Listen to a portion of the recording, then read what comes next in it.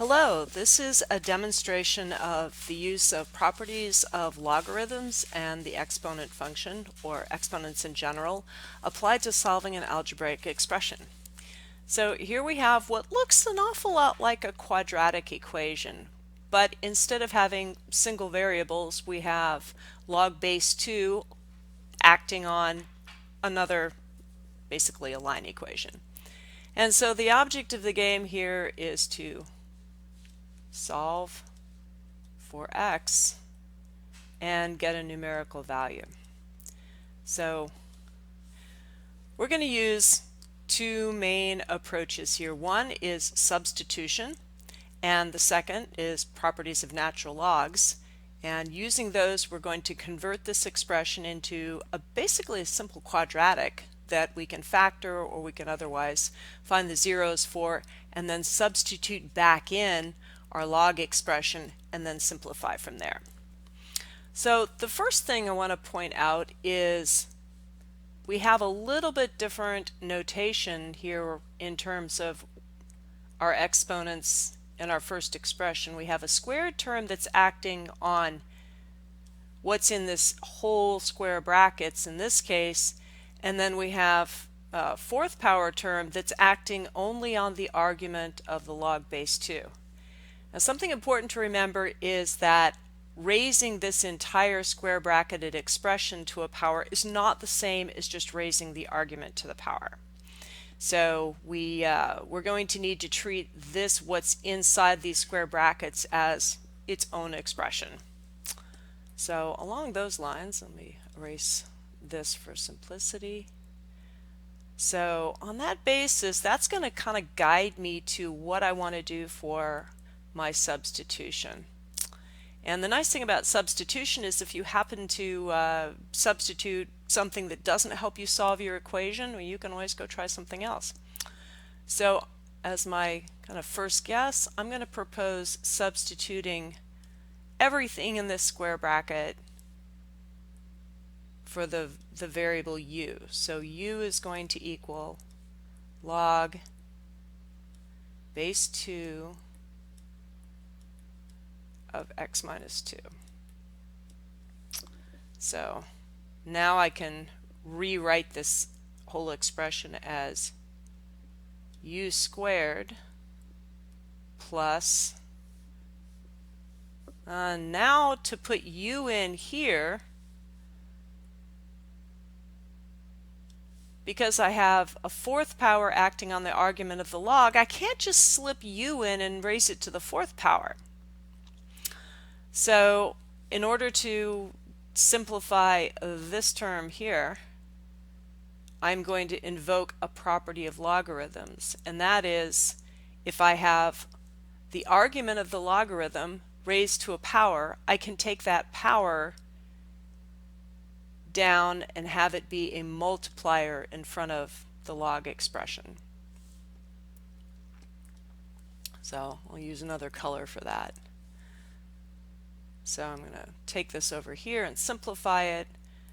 So using properties of natural logs, I can say log base 2 of x minus 2 raised to the fourth is equal to 4 log base 2 acting on x minus 2. Now, lo and behold, I find u, variable u, substitute u from over here. So u equals log base 2 acting on x minus 2, and here it is with only a 4 multiplier in front of it. So now I can continue my expression simplification and say that my second term is just simply 4u, and that all equals 12. So now I have a quadratic equation. So I'm going to rearrange a little bit. I'm going to bring that 12 over onto the same side as all the u's so that I can get ready to find the zeros. So I have u squared plus 4u minus 12. I can factor that. There's a lot of different ways to solve it, but this is easy to factor. So we have u plus 6 times u minus 2 equals 0. So to make sure I factored right, I'm going to go ahead and multiply it back out to check myself. So I'm going to FOIL it. So u times u is u squared minus 2u plus 6u minus 12. Does that equal my original expression? Yes, because negative 2u plus 6u, this is 4u, and I have my original expression. So yes, check, I factored correctly. So that means I can grab each of these. When I factor a quadratic, what I can say is if either one of those two factors is 0, then the whole expression is 0. So I can say that either u plus 6 equals 0 or u minus 2 equals 0, which means that u is, we have two solutions, u equals minus 6 and u equals 2. And now I can substitute back in what was u. We're going to put back in our log base 2 expression for u. So I've got log base 2 acting on x minus 2. So now we got our variable x back equals negative 6. And we have log base 2 acting on x minus 2 equals 2. Okay, so in order to liberate x, now we need to kind of get it out of that log expression. And one of the ways that we can do that is to apply the inverse function. So if this had been a natural log or log base e, we would just apply the exponent function to both sides.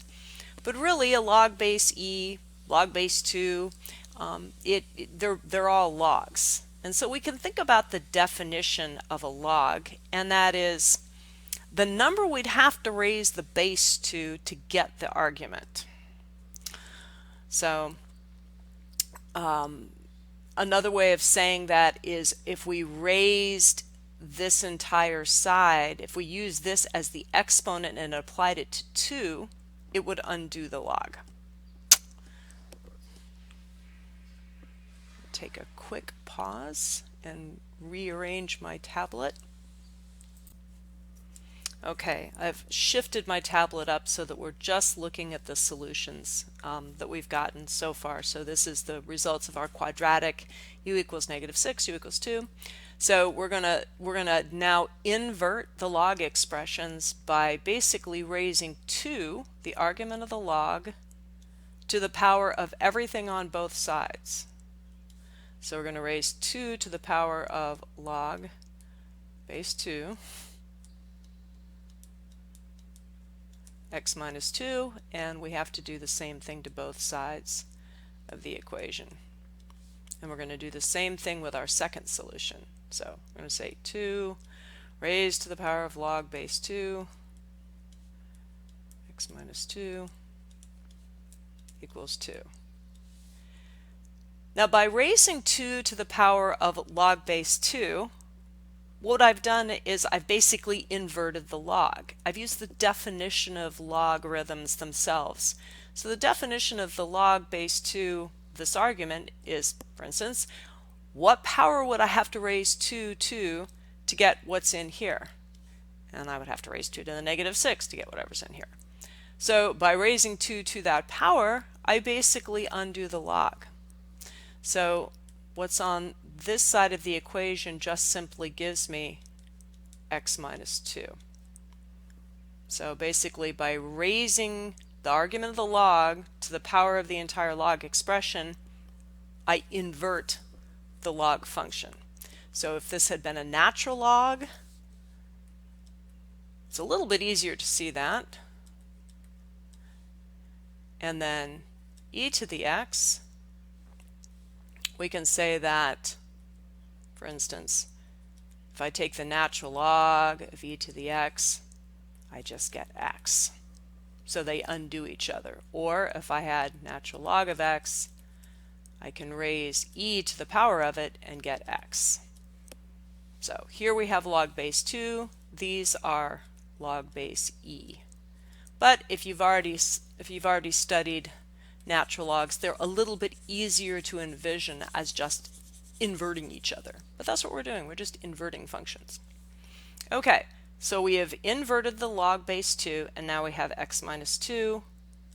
And of course, what we do to one side of an equation, we have to do to the other, 2 to the minus 6. And so we can solve for x equals 2 plus 2 raised to the negative 6 power. And we got another solution because we had a quadratic. So we can do the same thing. We're doing the same thing. So we basically invert the log function on this side. Oops, and we're going to raise log base 2. We raise 2 to that power, and I got to raise 2 to the power of 2. We raise 2 to the power of negative 6. I'm raising 2 to the power of 2. So on this side, we invert the log. We get x minus 2 equals 4. So x equals 6. So these, we are assuming, are our two solutions.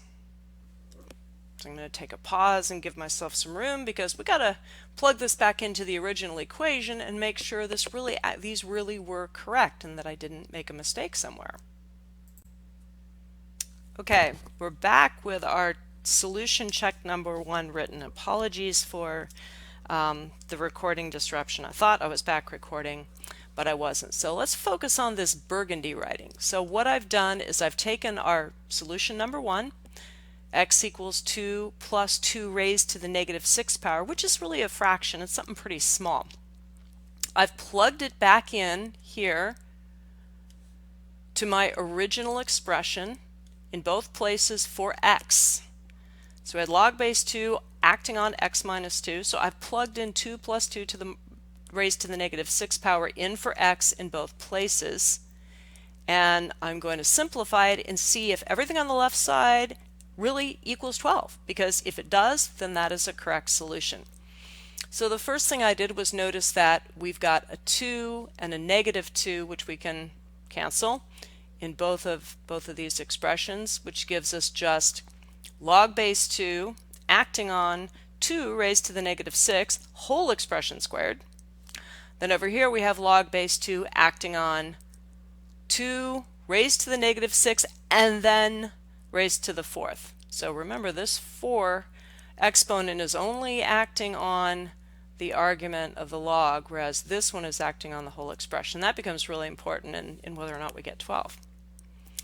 So from this point, we can go ahead and use properties of logarithms again to just simplify. So we've got a log base 2 and its argument is being raised to a power. We can use that same log rule where we take the power of the argument of the log and bring it around front. So we can write this as negative 6 times log base 2 acting on 2, whole thing squared. And we can do the same thing over here. 4 comes around front, and that's being multiplied by log base 2. Oops. Whoa, Haas. We have to deal with our negative 6 first. I was getting ahead of myself. We got to use two properties of natural logs here, or of logarithms, which applies to natural logs and log base anything. First, we need to get a single exponent here. So we know that if we have the argument of a log and it's being raised to a power and then it's being raised to a power again, we can multiply those exponents. So really, we do that first. Log base 2 of 2. So we have 2 raised to the negative 24. Does that equal 12? Now we can use the rule that says we can bring that around front. We're going to take our time and do this step by step, because doing the steps right and in the right order really makes a difference in the answer you get when you're simplifying. So we have minus 24 log base 2 of 2. Does this equal 12? Okay. So now we've got these expressions. So what is log base 2 acting on 2? Now we go back to the definition of what's a log. Well, it's the power you'd have to raise your base 2 to get the argument. Well, to get 2, from 2, I raise it to the first power. So 2 to the first equals 2. So log base 2 acting on 2 is just 1. First power. I would raise 2 to the first power to get 2. So I end up with negative 6 times 1 squared minus 24 times 1. Does that equal 12? This side, because I'm squaring it, I get a positive 36 minus 24. Yes, equals 12. Check. So that solution ended up being correct. We could go through our other solution, x equals 6, and do the same thing and check it. So let me budge up here and get another color. Let's use purple. Okay, so we will plug in to our original expression again. So we have log base 2 acting on x, which we're saying x was 6 in this case. 6 minus 2, this whole expression squared, plus log base 2. We got x equals 6 minus 2. So this was x. This is what we think x is. We're pretty sure. Does this equal 12? Question mark. So we're going to go through the same simplification steps. So we're going to start with the argument of the log. So 6 minus 2 is 4 squared. Whole thing squared. Now we have log base 2. 4 and 4 is squared. Equals, does this equal 12? Yes, no?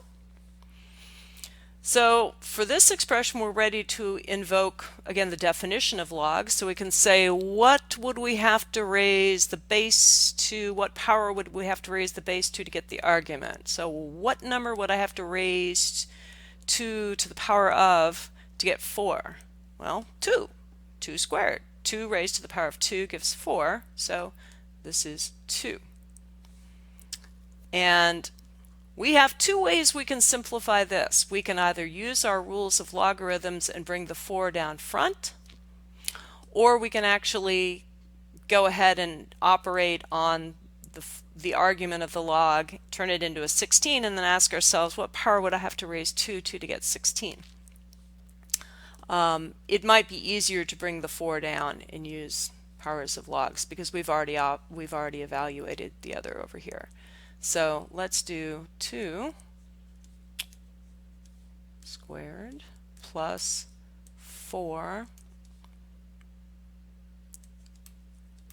log base 2 of 4 equals 12. So here I've just brought the 4 down. So now this is the same as this. Okay, and we've already solved for that. So what power do I have to raise 2 to get 4? 2. So we've got 2 squared is 4, and 4 times 2 is 8. These were added. Does 4 plus 8 equal 12? Yes. So both of our solutions checked out. So in retrospect for this problem, key things to remember. First, we needed to know the basic definition of logarithms as the power you would have to raise the base to get the argument.